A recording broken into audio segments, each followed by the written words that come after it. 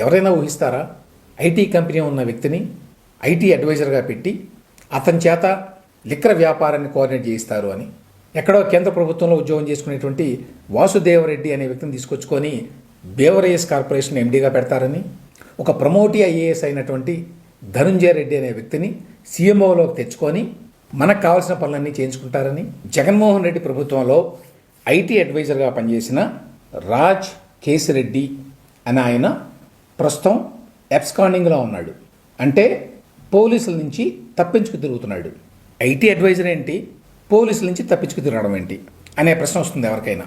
రాజ్ కేసిరెడ్డి అని అందరూ పిలిచే కేసిరెడ్డి రాజశేఖర్ రెడ్డి అని ఆయన్ని జగన్మోహన్ రెడ్డి అధికారంలోకి రాగానే 2018లో జూలై నెలలో, అంటే వచ్చిన వెంటనే చంద్రబాబు నాయుడు గారిలాగా లేట్ చేయడు జగన్మోహన్ రెడ్డి. వెంటనే advisor IT policy and investment అని అపాయింట్ చేశాడు. యాక్చువల్గా జగన్మోహన్ రెడ్డి ముగ్గురిని అపాయింట్ చేశాడు ఐటీ అడ్వైజర్లుగా. మామూలుగా చంద్రబాబు నాయుడు గారికి ఐటీ అంటే చాలా ఇష్టం, చాలామంది కన్సల్టెంట్ని పెట్టుకుంటాడు అనుకుంటారు కదా. కానీ జగన్మోహన్ రెడ్డి ముగ్గురిని పెట్టాడు ఐటీ అడ్వైజర్ల పేరుతోటి. శ్రీనాథ్ దేవిరెడ్డి, జె విద్యాసాగర్ రెడ్డి, కె రాజశేఖర్ రెడ్డి, అంటే కేసిరెడ్డి రాజ్ అని పిలుస్తారు ఇతన్ని ముగ్గురిని. ఈ ముగ్గురులో ఈ రాజ్ కేసిరెడ్డి పని ఏమిటి అంటే పాలసీ అండ్ ఇన్వెస్ట్మెంట్ అంట. అంటే ఐటీ రంగంలో ఇన్వెస్ట్మెంట్స్ తీసుకురావడం. జగన్మోహన్ రెడ్డి ప్రభుత్వంలో ఐటీ రంగంలో ఆంధ్రప్రదేశ్కి ఎన్ని ఇన్వెస్ట్మెంట్స్ వచ్చినాయో అందరికీ తెలుసు. అందుకోసం ముగ్గురిని పెట్టాడు. ఆ ముగ్గురులో ఈయనొకడు. వీళ్ళందరికీ నెలకి 3 లక్షలు 4 లక్షలు ఇచ్చి చక్కగా 5 సంవత్సరాల పాటు వారికి జగన్మోహన్ రెడ్డి గారు సపోర్ట్ ఇచ్చారు. ఈ రాజ్ కేసిరెడ్డి అనే అతను చాలా కాలంగా వైసీపీ కోసం పనిచేస్తున్నాడు. అతనికి ఐటీ బిజినెస్ కూడా ఏదో ఉంది. సో పార్టీకి ఐటీ సపోర్ట్ దగ్గర నుంచి మొదలుకొని ఇతరత్ర చాలా రకాలుగా సాయం చేస్తూ వచ్చాడు ఎప్పటి నుంచో. అందుకు కృతజ్ఞతగా జగన్మోహన్ రెడ్డి ఆయనకి IT advisor policy and investment అనే పదవి ఇచ్చాడు. అందరికీ బాగానే ఉంది. ఏపీకి ఐటీ రంగంలో ఇన్వెస్ట్మెంట్స్ ఏమీ రాలేదు కాబట్టి వీళ్ళేమీ చేయలేదు అనేది ఒక పాయింట్. కానీ దానికంటే ఇంపార్టెంట్ ఏమిటంటే ఈ కేసిరెడ్డి రాజశేఖర్ రెడ్డి అనే ఆయన ఐటీ రంగంలో చేసింది ఏమీ లేదు, కానీ జగన్మోహన్ రెడ్డి హయాంలో మద్యం దందాన్ని బాగా నడిపాడు. ఐటీ ఏమిటి, మద్యం ఏమిటి, ఈ రెండింటికి ఏమి సంబంధం? అదే మరి జగన్మోహన్ రెడ్డి హయాంలో జరిగిన విచిత్రాల్లో ఇదొకటి. ఆయన పేరుకి ఐటీ అడ్వైజర్ అయినా యాక్చువల్గా జగన్మోహన్ రెడ్డి ప్రభుత్వంలో చేసింది ఏమిటి అంటే లైజాన్ చేశాడు. అంటే మధ్యవర్తిత్వం వహించాడు లిక్కర్ బిజినెస్కి సంబంధించి. లిక్కర్ బిజినెస్లో బోల్డ్ అంత పొటెన్షియల్ ఉంది, బోల్డ్ అంత డబ్బు సంపాదించుకోవచ్చు అనేటువంటి ఐడియా జగన్మోహన్ రెడ్డి గారికి షార్ప్ బిజినెస్ మ్యాన్ కాబట్టి ముందే తెలుసు.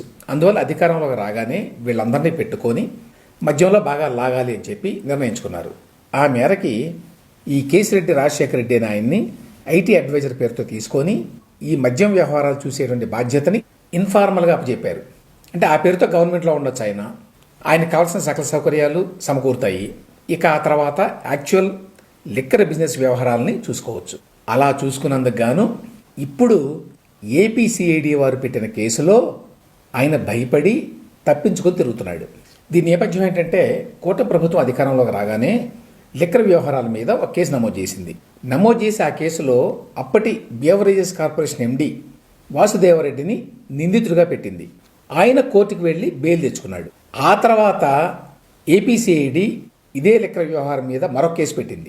ఈ రెండో కేసులో తను అరెస్ట్ చేస్తారేమో అన్న భయంతో ఈ కేసిరెడ్డి రాజశేఖర రెడ్డి అని ఆయన ప్రస్తుతం ఎబ్స్కాండింగ్.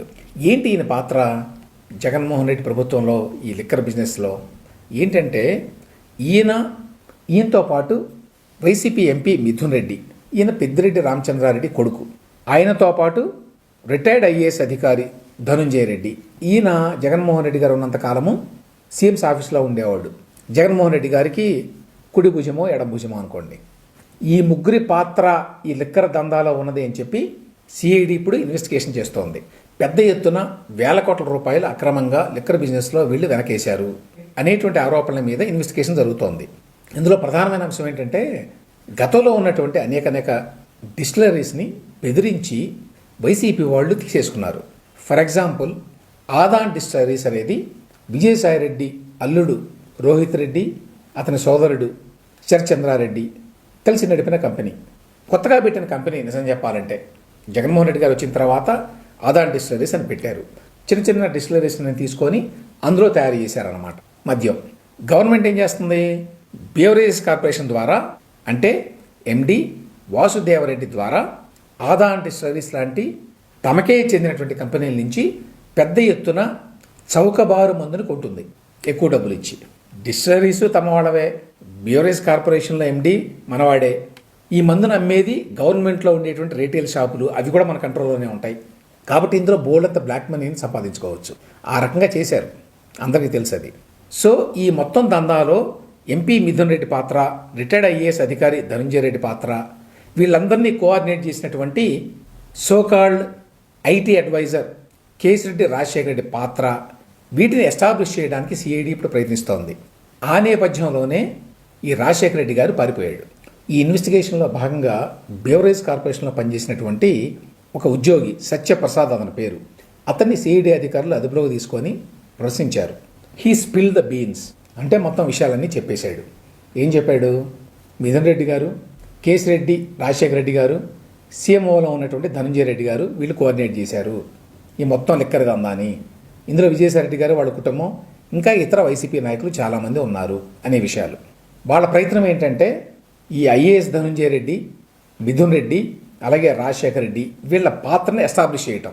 ఎందుకంటే నేరుగా వీళ్ళెవరూ కూడా ప్రభుత్వంలో అధికారికంగా లిక్కర్ వ్యవహారంలో లేరు, అన్నీ అనధికారికంగానే వాళ్ళు ఇష్టారాజ్యంగా చేసుకున్నారు. కాబట్టి వాళ్ళ పాత్రని ప్రూవ్ చేయడం కోసం ఈ రకంగా వాంగ్మూలాలు తీసుకుంటున్నారు. ఈ నేపథ్యంలోనే కొన్ని ఆధారాలు దొరకబుచ్చుకున్నారు. ఈ కేసిరెడ్డి రాజశేఖర రెడ్డి కోసం వెతుకుతున్నారు. అరెస్ట్ చేస్తారు అనేటువంటి సమాచారం అందడంతో ఈ రాజశేఖర రెడ్డి గారు ప్రస్తుతం తప్పించుకుని పారిపోయాడు. ఆయన కోసం ఇప్పుడు సిఐడి వాళ్ళు హైదరాబాద్ కూడా బృందాలను పంపారట. జగన్మోహన్ రెడ్డి ఏ రకంగా మొత్తం ప్రభుత్వాన్ని తన సొంత దర్బార్లాగా భావించి తన మనుషులు పెట్టుకున్నాడో చూడండి. ఐటీ అడ్వైజర్ పేరుతోటి 3 తన సామాజిక వర్గానికి చెందిన వాళ్ళే పెట్టుకుంటాడు. పెట్టుకొని అందులో ఒక వ్యక్తిని పూర్తిగా లిక్కర్ దందాకి కేటాయిస్తాడు. మరొక పక్కన విజయసాయిరెడ్డి ఇట్లాంటి తన వాళ్ళ చేత ఎగ్జిస్టింగ్ డిస్టిలరీస్ని బెదిరించి వాటిని స్వాధీనం చేసుకుంటారు లీజ్ పేరుతోటి. అందులో పనికి మాలిన మద్యం తయారు చేసి వాటిని బేవరేజ్ కార్పొరేషన్కి అమ్ముతారు. ఆ బేవరేజ్ కార్పొరేషన్కి ఎండీగా మళ్ళీ మనవాడే ఒక వాసుదేవరెడ్డిని పెట్టుకుంటారు. ఈ దందా నడపడానికి సీఎం ఆఫీస్ నుంచి ఐఏఎస్ ఆఫీసర్గా ఉన్న ధనంజయ రెడ్డిని పెడతారు. పొలిటికల్గా మిథున్ రెడ్డి ఈ వ్యవహారాన్ని చూస్తాడు. అంటే అంతా మనవాళ్లే, నెట్వర్క్ అంతా, ఎక్కడ ఏది బయటికి లీక్ కాకుండా. అందుకనే కూటమి ప్రభుత్వానికి ఇంత భారీ ఎత్తున జరిగినటువంటి లిక్కర్ దందాన్ని వెలికి తీయడంలో ఇంత జాప్యం జరుగుతోంది. ఎవరైనా ఊహిస్తారా?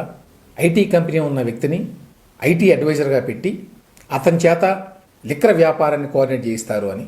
ఎక్కడో కేంద్ర ప్రభుత్వంలో ఉద్యోగం చేసుకునేటువంటి వాసుదేవరెడ్డి అనే వ్యక్తిని తీసుకొచ్చుకొని బేవరేజ్ కార్పొరేషన్ ఎండీగా పెడతారని, ఒక ప్రమోటీ ఐఏఎస్ అయినటువంటి ధనంజయ రెడ్డి అనే వ్యక్తిని సీఎంఓలోకి తెచ్చుకొని మనకు కావాల్సిన పనులన్నీ చేయించుకుంటారని, ఇంత కాంప్లికేటెడ్ ఈ నెట్వర్క్ని ఛేదించి ఆధారాలు సంపాదించి వీళ్ళందరి మీద కేసులు పెట్టి అరెస్టులు చేసి శిక్షించడం అనేది అంత తేలికైన విషయం కాదు. అయినా కూడా కూటమి ప్రభుత్వం కొంచెం గట్టిగానే ఈ ఇన్వెస్టిగేషన్ని సిఐడి వారి చేత చేయిస్తోంది. కాబట్టి త్వరలో ఈ లిక్కర్ దందాకు సంబంధించి అనేక కొత్త విషయాలు వెలుగులోకి వచ్చేటువంటి అవకాశం ఉంది.